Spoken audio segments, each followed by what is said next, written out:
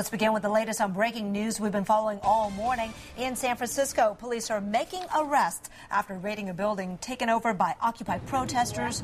ABC 7 News reporter Amy Hollifield is live at Turk and Goff. Amy, any idea how many people have been arrested?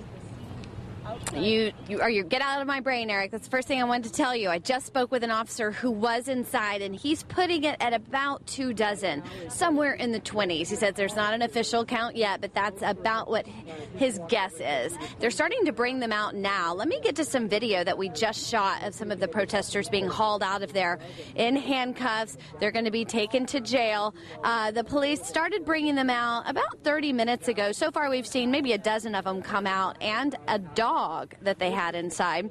These people took over 2 buildings here at Turk and Goff yesterday. The buildings are vacant. They're owned by the Catholic Church, but they started their protest off with some violence. Here's some video yesterday afternoon of a couple of protesters who were on the roof, and they were throwing bricks and chunks of metal down to the ground. It appeared they were aiming them at police officers, but actually ended up hitting a protester who was on the ground.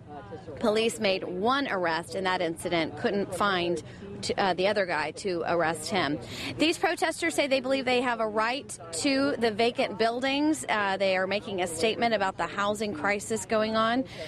Police say they do not. They consider this trespassing, and so does the church, the owners of these buildings. So police moved in right before 5 o'clock this morning, and it looks like they're wrapping this up. They are calling this a success.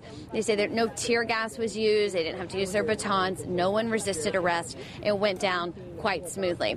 They did block off a huge perimeter around these buildings for safety's sake, so this could impact your commute. They keep thinking they're going to have this cleared out by 7 o'clock, but they aren't quite sure. We're here at Turk and Goff. Goff is a major street here in San Francisco.